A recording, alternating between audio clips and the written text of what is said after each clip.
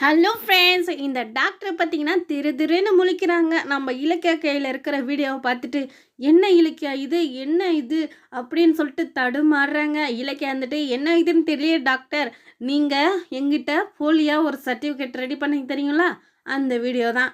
நீங்கள் இந்த வீடியோவை எடுத்துன்னு போயிட்டு போலீஸ்கிட்ட காமிக்கவா அப்படின்னு சொல்லிட்டு நம்ம இலக்கியா பார்த்தீங்கன்னா டாக்டர் வாயாலேயே இந்த அஞ்சலி வந்து கர்ப்பமாக இல்லை அப்படின்ற உண்மையை பார்த்தீங்கன்னா சொல்ல வைக்கிறா. அதை சொல்ல உடனே நம்ம கார்த்திக்கும் அதிர்ச்சியாக இருக்குது. இந்த நியூஸ் பார்த்தீங்கன்னா வீட்டில் இருக்கிற ஜானம்மாவுக்கு பைரவிக்கு போயிடுச்சு. இந்த மாதிரி வந்து அஞ்சலி வந்து கர்ப்பமாகவே இல்லை, இவ்வளோ நாளாக நடிச்சிட்ருக்கா அப்படின்ற உண்மை வந்து அவங்க 2 பேருக்கும் தெரிஞ்சிச்சு.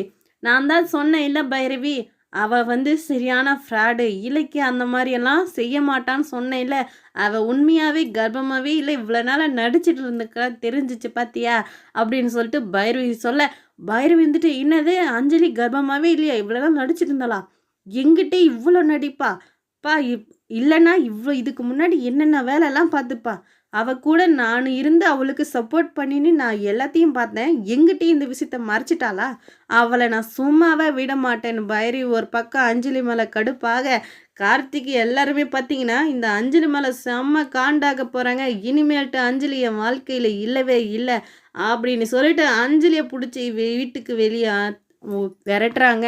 இந்த சின்னாமணி ஒரு பக்கம், நீ எல்லாம் என்ன பிள்ளைய வளர்த்து வச்சிருக்க, இந்த மாதிரி தான் வளர்த்து வச்சுருப்பாங்களா, வாய்க்கிலேயே இவ்வளோ பேசுனீங்களே, இலக்கியா என் பொண்ணை இந்த மாதிரி பொண்ணோட வாழ்க்கையை கெடுத்துட்டா, குழந்தைய கலைச்சிட்டா, எப்படியெல்லாம் பேசுனீங்க, இதுதான் உங்களோட நியாயம் தர்மமா, உன் பொண்ணு தான் எல்லாமே ஃப்ராட் வேலை பண்ணிட்டு இவ்வளோ நாளாக ஏமாற்றிட்டு இருந்துக்கா, உன் பொண்ணை நீ ஒழுங்காக வளர்த்தியா அப்படி என்னதான் பார்த்தீங்கன்னா கார்த்திக் வந்து இந்த சின்னமணியை நல்லா கேட்டு 2 பேரையும் வீட்டை விட்டு வெளியே அனுப்புகிறாங்க.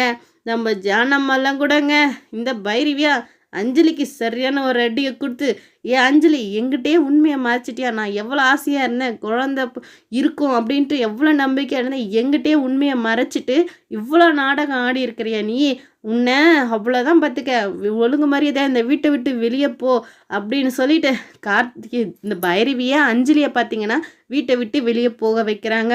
அது மட்டும் இல்லாமல் இந்த சமயத்தில் நம்ம இலக்கியாவோட குழந்தைய வந்து கலைச்சிது எல்லாமே இவங்களோட பிளானு, அது எல்லாமே தெரிய வந்தால் ரொம்பவே நல்லா இருக்கும். இப்போ தான் நம்ம இலக்கியா பற்றின எல்லா உண்மையும் எல்லாருக்குமே தெரிய வரணும். இந்த பைரவி தான் இதையும் பண்ணாங்க, ஆனால் பைரவிக்கு சரியான தண்டனையை நம்ம இலக்கியா கொடுத்துக்கிட்டே தான் இருக்கிறாங்க.